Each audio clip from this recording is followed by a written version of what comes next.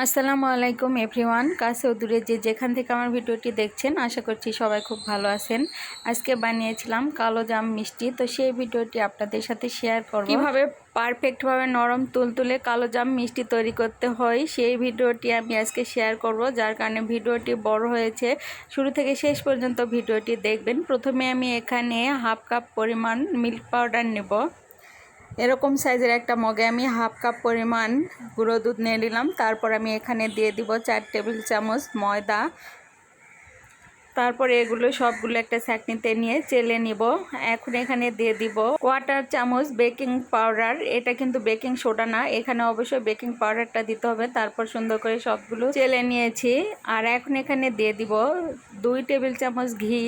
ঘিটা দিলে মিষ্টির রেজাল্টটা ভালো হয়। এখানে সয়াবিন তেল দেওয়া যায়, তবে ঘিটা দিলে সুন্দর একটা ফ্লেভার আসে আর খেতেও খুব সুন্দর হয় মিষ্টিটা। তারপর খুব সুন্দরভাবে এগুলো মেখে নিব ঘিয়ের সঙ্গে। আর মাখাতে মাখাতে দেখবেন এরকম যখন হয়ে আসবে, তখন সে পর্যায়ে এখানে একটা ফেটানো ডিম নিয়েছি, সেই ডিমটা দিয়ে দিব অল্প অল্প পরিমাণে, দিয়ে একটা ডো তৈরি করে নেব মিষ্টির জন্য।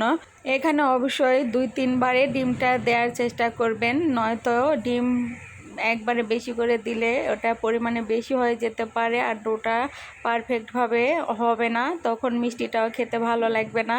তো যাই হোক, আমি 2-3 বারে দিয়ে একটা ডো তৈরি করে নিয়েছি। এখানে আমার পুরো ডিম লাগেনি, এটুকু বেঁচে গিয়েছে। তারপরে আমি এই ডোটা রেস্টে রেখে দিব 10 মিনিটের জন্য। 10 মিনিট পর আবারও ফিরে আসলাম। এখন আমি হাতে ভালোভাবে তেল লাগিয়ে নিয়েছি এবং মিষ্টির ডোটা আর একটু হালকা হাতে আবার একটু ময়ান দিয়ে নেব। আর এখান থেকে অল্প অল্প পরিমাণে নিয়ে ছোট ছোট আকারে মিষ্টির বল তৈরি করে নেব। আপনারা যেরকম করে তৈরি করতে চান সেরকম করে তৈরি করে নিতে পারেন। আমি তো সবগুলো এভাবে বল তৈরি করে নিয়েছি। এখন এগুলো ভেজে নিব। তার জন্য প্যানে আমি তেল ঢেলে দিয়েছি, আর তেল দেওয়ার সঙ্গে সঙ্গেই এখানে আমি মিষ্টিগুলো দিয়ে দিচ্ছি, কারণ বেশি হিট হয়ে গেলে উপরটা তাড়াতাড়ি লাল হয়ে যাবে আর ভেতরটা সেদ্ধ হবে না, ভালো হবে না। আর মিষ্টিগুলো দেওয়ার সঙ্গে সঙ্গেই দেখবেন যে হালকা বুদবুদ উঠতে শুরু করেছে তেলে। সেই সময় মিষ্টিগুলো এপাশ ওপাশ করে ভালোভাবে উল্টিয়ে পাল্টিয়ে ভালো করে ভেজে নিতে হবে। অনবরত নেড়ে চেড়ে পারফেক্ট কালার আসা পর্যন্ত ভেজে নিতে হবে এগুলো। তো আমি মিষ্টিগুলো এরকম কালার করে ভেজে নিয়েছি। এখন এগুলো তেল থেকে তুলে নিব।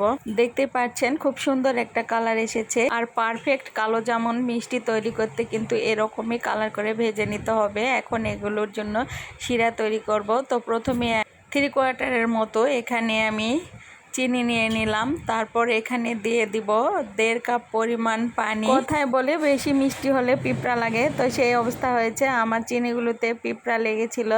তো আমি এগুলো পরে একটা ছাঁকনি দিয়ে তুলে নিব। এখন 2টি সাদা এলাচ দিয়ে দিলাম সুন্দর ফ্লেভার আসার জন্য। আর এখন পিঁপড়াগুলো একটু ছাঁকনি দিয়ে তুলে পরিষ্কার করে নিলাম। এখন পর্যন্ত আমি চুলা জ্বালাইনি। এখন চিনিটা ভালো করে মিক্সড করে দিচ্ছি, তারপর আমি চুলাটা জ্বালিয়ে দিব। আর এদিকে দেখছি মিষ্টিগুলো হাতে নেওয়া যায় এই পরিমাণ গরম আছে। চিনি শিরায় যখন বলক এসেছে, একটা বলক আসার পর আমি মিষ্টিগুলো দিয়ে দিলাম। এই শিরাটা অতটা ঘন করতে হবে না, জাস্ট চিনিটা যখন গলে যাবে আর চিনিতে একটা বলক যখন এসে যাবে, তখন মিষ্টিগুলো দিয়ে দিলেই চলবে। তো মিষ্টিগুলো দিয়ে আমি এগুলো নেড়ে দিলাম। আর এগুলো এখন আমি 5 থেকে 7 মিনিট এভাবে জাল করতে থাকবো।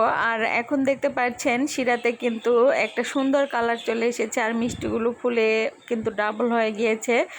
এ পর্যায়ে আমার মিষ্টিগুলো কিন্তু পারফেক্টভাবে কুক করা হয়ে গিয়েছে। এখন চুলা অফ করে দিয়েছি আর এগুলো এখন ঢেকে রেখে দিব। আমি প্রায় 2 ঘন্টার মতো রেস্টে রেখে দিয়েছিলাম। আপনারা চাইলে সারা রাত এটি রেস্টে রেখে দিতে পারেন। আর 2 ঘন্টা পরে আমি ফিরে আসলাম। 2 ঘন্টা পর দেখুন মিষ্টিগুলো কিন্তু আরও ফুলে গিয়েছে আর দেখতে কতটা সুন্দর হয়েছে, রসে টইটুম্বুর হয়েছে।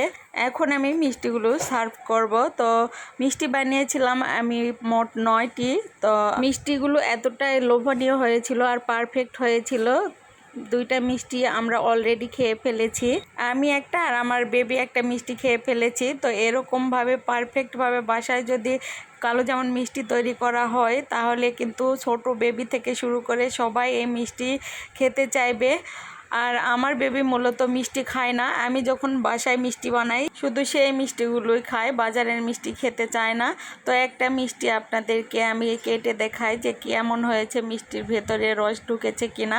দেখুন মিষ্টিটা কিন্তু অনেক স্পঞ্জি হয়েছে, মিষ্টির ভেতরে কিন্তু শিরাটা খুব ভালোভাবে ঢুকে গিয়েছে। আশা করছি আজকের ভিডিওটি আপনাদের কাছে ভালো লেগেছে। ভালো লাগলে লাইক, কমেন্ট অ্যান্ড শেয়ার করে পাশে থাকবেন। যে যেখানে আছেন সুস্থ থাকবেন, ভালো থাকবেন। আবারও দেখা হবে নতুন কোনো ভিডিও নিয়ে। সেই পর্যন্ত সবাই সুস্থ থাকবেন। আল্লাহ হাফেজ।